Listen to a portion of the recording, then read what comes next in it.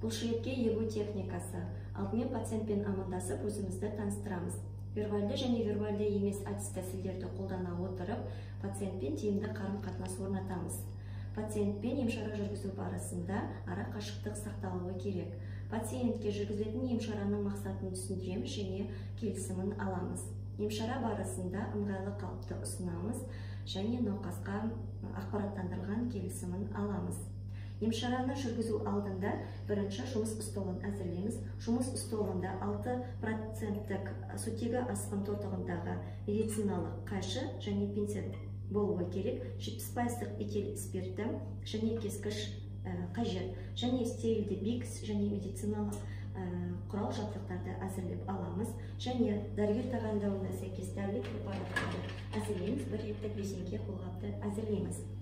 Емшараны бастамас бұрын бірінші бір реттік резеңке қолғапты аламыз, бүтіндігін және жарамдылық мерзімін тексереміз, белгіленген аймақтан ашамыз, қағаз қалдығын қауіпсіз А тобына тастаймыз, резеңке қолғапты ашып, дайындап аламыз.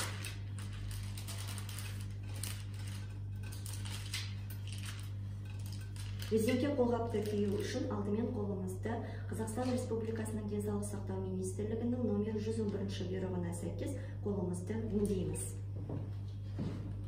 Ағынды суды ашып, қолымызды шаямыз. Дозатордың көмегімен қолымызға сұйық сабынды аламыз және қолымызды 6 тәсілмен өңдейміз.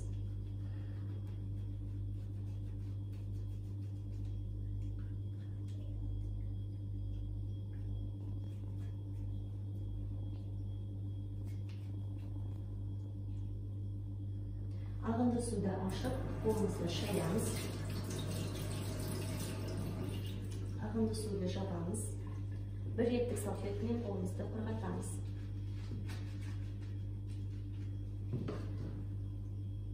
Қауіпсіз тобына тастаймыз.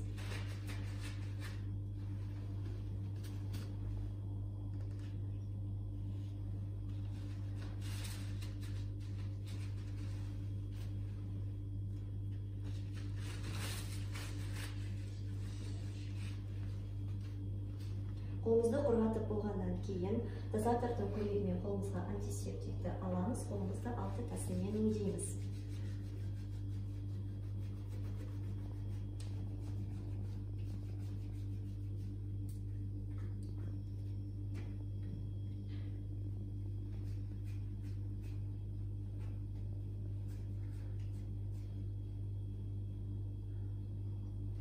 Қолымызға резеңке қолғапты кию үшін алдымен стерилді қағаз көзін ашамыз.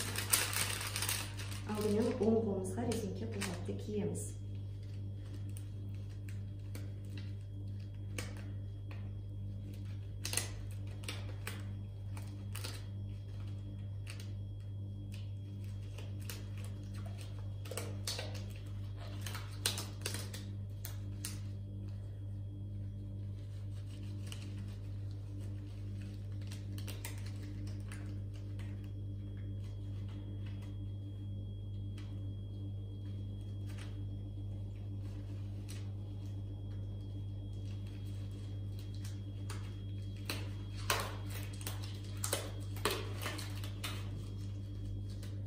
Медициналық қолғаптың қағаз бөлігін қауіпсіз артығына тастаймыз.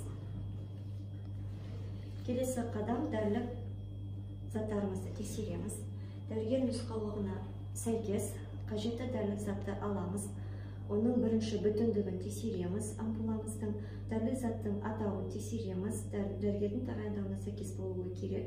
Жарамдылық мерзімін тексереміз, 2021 жылға дейін жарамды, ампуланың тұтастығын, бүтіндігін, дәрілік заттың түсін, мөлшерін анықтап аламыз. Егуге арналған шприцті құрастырамыз. Шприціміздің жарамдылық мерзімін және бүтіндігін тексеріп аламыз. Стерилді пинцетті бикстен аламыз. Қолданылған пинцетті жұмыс орнында қалдырамыз. Стерилді биксті алып, жұмыс столына қоямыз. және қажетті үйге арналған мақта шариктерін аламыз. Пошетке егу барысында 6 мақта шаригі қолданылады, стерилді.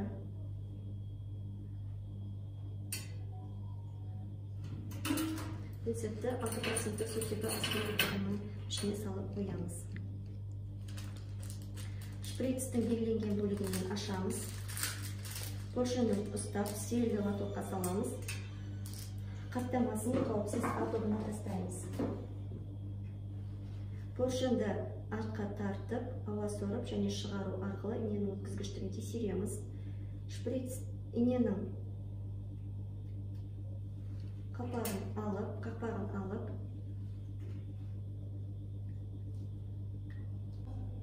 70% этил спиртіне мақта шариктерін алып аламыз.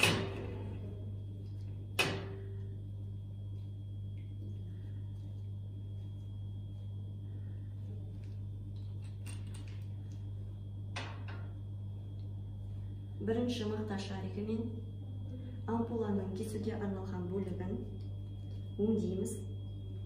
Қолданылған мақта шаригін қауіпті ботобы қалдықтар газына тастаймыз. Кескішті алып, кесуге арналған бөлігінен белгі саламыз, кесеміз яғни. Екінші спиртке батырылған мақта шаригіменен белгіленген аймақтан қайта сүртіп, ампуланы сындырамыз. Ампуланың сынған бөлігін және мақта шаригін қауіпті ботобы қалдықтар газына тастаймыз. Иненің қақпағын алып, қажетті дәрілік затты сорып аламыз. Дәрілік заттың мөлшері дәрігер тағайындауына сәйкес болуы керек. Ампуланың шыны бөлігін қауіпті ботобы қалдықтар газына тастаймыз. Иненің қақпағын жабамыз. Стерилді лотокқа саламыз. Егуге арналған инені ауыстырамыз. Келесі шприцті ашып, ботобы қалдықтар газына тастаймыз және инесін ауыстырамыз. Қаптаманы ботобы қалдықтар газына тастаймыз. Қолданылған ине ботобы қалдықтар газына қақпағы ашық күйінде тасталады. Шприцті тік ұстап, көз деңгейінде ұстай отырып, 1-2 тамшы дәрілік препаратты шығарамыз. Поршенді итеру арқылы, яғни иненің өткізгіштігін тексеріп алдық. Стерилді лотокқа қоямыз. Матасқа егу жүргіземіз. Инъекция орнын анықтаймыз. Бушлетке егу техникасын жамбастың сыртқы жоғарғы бөлігіне, санның латеральды бұлшық етіне және қолдың татевитті етіне жүргізуге болады. Егу жасамас бұрын спиртке батырылған мақта шаригіменен қолғапты өңдеп аламыз және қауіпті ботобы қалдықтар газына тастаймыз. Алдымен егу аймағын өңдеп аламыз. Егу аймағын таңдап, жамбастың сыртқы жоғарғы бөлігін бірінші спиртке батырылған мақта шаригімен 4-8 см көлемінде жоғарыдан төмен қарай теріні өңдейміз. Қолданылған мақта шаригі қауіпті ботобы қалдықтар газына тасталады. Екінші спиртке батырылған мақта шаригімен тек қана егу орнын жоғарыдан төмен қарай бір рет өңдейміз және қауіпті ботобы қалдықтар газына тастаймыз. Үшінші мақта шаригін оң қолымыздың 4-5 саусағы аралығында ұстаймыз. Иненің қақпағын ажыратып, оң қолымызға шприцті ұстаймыз және сол қолдың көмегіменен егу аймағын 2 саусақпен теріні тарта отырып, шприцті теріге 90 градуста бағыттаймыз. Және егу барысында 0,5 см мөлшерінде иненің сыртқы мөлшерде қалуы керек. 90 градуста тік бағыттай отырып, инъекцияны жасаймыз. Сол қолдың көмегімен поршенді итере отырып, дәрілік затты баяу жібереміз.